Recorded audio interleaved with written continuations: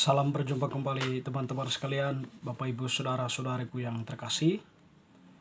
Pada kesempatan ini saya mengajak kita kembali lagi mempersiapkan sedikit waktu kita untuk mendengarkan sabda Tuhan yang kita ambil dari penginjil Yohanes bab 12 ayat 20 sampai 33.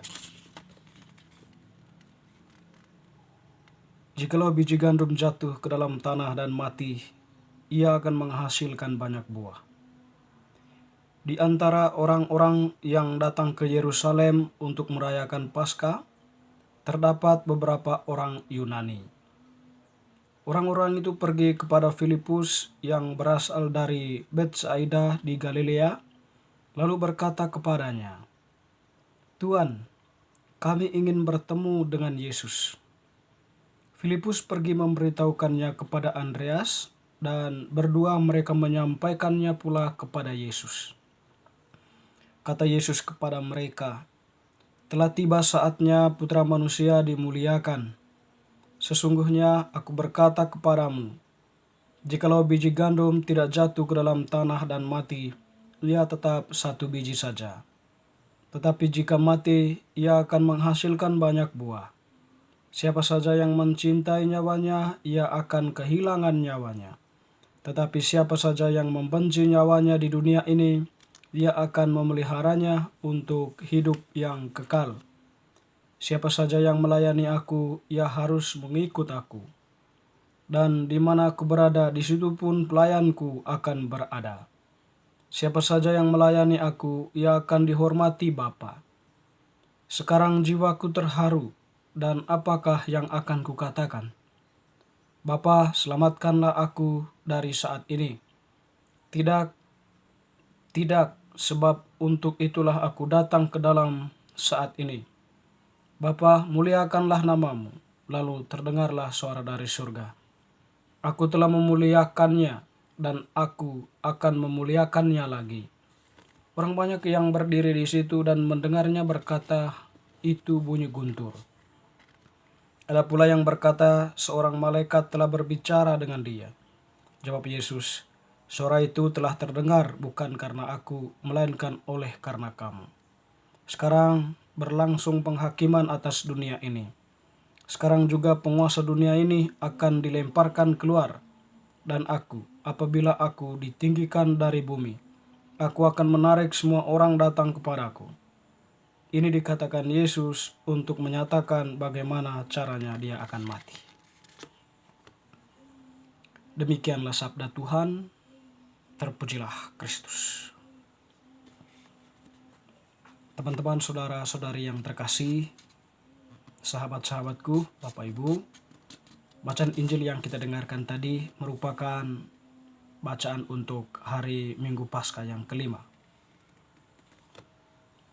Di sini mau menjelaskan, atau penginjil Yohanes ini menampilkan kepada kita bagaimana Yesus itu berbicara tentang dirinya sendiri, ya.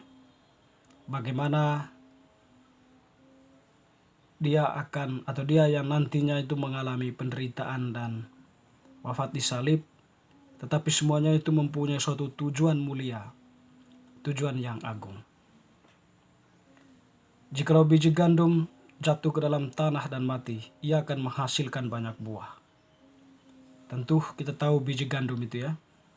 Jadi namanya biji, kalau sudah jatuh ke dalam tanah, dia dalam tanah dan mati, tetapi dia akan bertumbuh lagi. Lalu ketika dia bertumbuh dan menjadi besar, dia akan menghasilkan banyak buah. Jadi pernyataan ini tentu menjelaskan kepada kita bagaimana tujuan Yesus itu mengalami penderitaan dan mati untuk menyelamatkan semua orang, untuk membawa banyak orang kepada kebenaran. Dia rela mengorbankan dirinya, menderita, wafat di salib, agar semua orang itu bisa memahami, bisa mengenal kebenaran yang dikehendaki oleh Allah. Bisa menerima Yesus, bisa menerima apa yang diajarkannya, dan tentunya beriman teguh kepadanya dan mengakui dia bahwa memang Yesus itu adalah Mesias dan dia itu sungguh Tuhan yang menyelamatkan manusia. Dalam arti ini juga, atau masih dalam konteks ini, Yesus tadi mengatakan kepada muridnya ya, kedua atau kepada muridnya lah ya, yang datang kepada dia, Filipus dan Andreas itu ya. Sesungguhnya aku berkata kepadamu,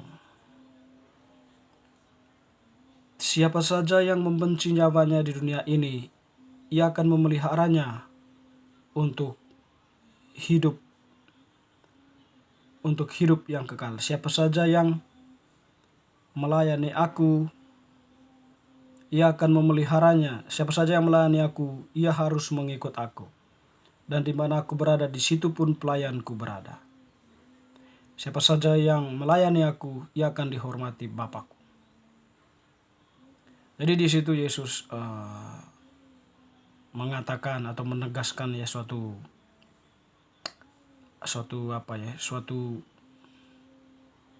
konsekuensi dari pengorbanan manusia juga.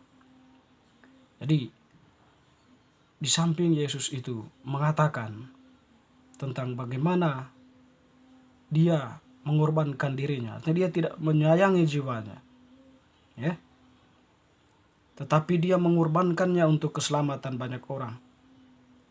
Sekaligus mengajarkan kepada muridnya, kepada kita semua, kalau di dunia ini kita juga berkorban ya, demi suatu nilai yang lebih penting. Maka orang itu tadi kata Yesus tidak akan kehilangan nyawanya. Tetapi orang yang mencintai nyawanya, ia akan kehilangan nyawanya. Dan yang membenci nyawanya di dunia ini, ia akan memeliharanya untuk hidup yang kekal. Membenci bukan berarti tidak menghargai hidup. Dalam arti mencari, membela suatu nilai yang lebih tinggi gitu ya. Nilai yang lebih tinggi itu dipandang sebagai sesuatu yang perlu diperjuangkan meski harus mengorbankan dirinya. Di situ Yesus menampilkan sungguh ya, melalui salibnya ya, penderitaannya. Dia berani mengorbankan dirinya untuk sesuatu yang lebih penting ya. Ya, itu keselamatan manusia dan juga menghadirkan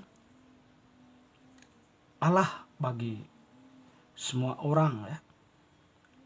Agar orang-orang itu dengan kehadirannya bisa mengenal bahwa Allah itu sungguh-sungguh mengasihi manusia. Di situ juga teman-teman, bagaimana Yesus juga mengatakan setiap orang yang mengasihi aku, ya, dia juga mengasihi Bapakku. Dia dikatakan tadi di situ, sesungguhnya setiap orang yang mengasihi aku, dia juga mengasihi Bapa. Siapa yang melayani aku, ia akan dihormati Bapa. Ya. Betul ya, bahwa kalau kita menghormati Yesus, dalam arti kita menerimanya sebagai Tuhan kita, sebagai Allah penyelamat kita, maka orang itu akan dihormati Bapa. Ya, kalau kita melayani Yesus ya, maka orang itu akan dihormati Bapa. Dihormati dalam arti di sini tentang hidup yang kekal itu ya. Setidaknya kita diberi sebuah jaminan hidup abadi. Kalau melayani Yesus artinya bahwa kita menerima dia, melakukan apa yang dia ajarkan dalam kehidupan nyata, dan setidaknya kita di situ menjadi perpanjangan tangan kehadiran nyata dari Yesus di tengah dunia. Atau kita hadir sebagai sakramennya Yesus ya, di tengah kehidupan dunia ini, sebagai tanda kehadiran Yesus. melalui tindakan kita, perbuatan kita. Dalam arti itu ya bahwa biji kita, biji sesawi atau biji gandum diri kita ini jatuh ke dalam tanah dan mati, tetapi untuk suatu nilai yang lebih tinggi. Tapi tujuan dari semua itu adalah untuk itu ya, dari pengorbanan Yesus tadi itu, dia mau menyelamatkan semua orang. Situ mau menjelaskan kepada orang Yunani tadi itu ya, bahwa keselamatan, pengorbanan Yesus, kematiannya di salib bukan untuk orang tertentu, bukan untuk kelompok tertentu, tetapi semua manusia, universal sifatnya ya, dari pengorbanan perjuangan Yesus itu. Ya. Dia mati, dia mengorbankan dirinya untuk semua. Siapa saja yang mencintai kebenaran akan masuk ke dalam tempat yang menjadi ruang yang disediakan oleh Yesus. Meskipun kita sebagai orang beriman, kalau kita tidak sungguh-sungguh menghayati apa yang diajarkan oleh Yesus, ya bisa saja kita juga tidak akan masuk dalam ruang itu. Hanya kesadaran dari diri kita dan kemauan kita untuk masuk ke dalamnya yang terungkap dalam tindakan nyata kita, perbuatan-perbuatan kita, yang memungkinkan kita bisa masuk ke dalam ruang yang disediakan oleh Yesus. Kita mati sebagai biji gandum, tetapi untuk suatu tujuan yang lebih mulia, yaitu nilai yang tertinggi kemanusiaan itu ya.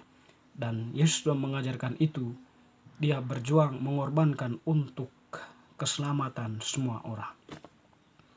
Bapak Ibu Saudara-saudari teman-teman sekalian, semoga wacana hari ini semakin meneguhkan iman kita. Amin.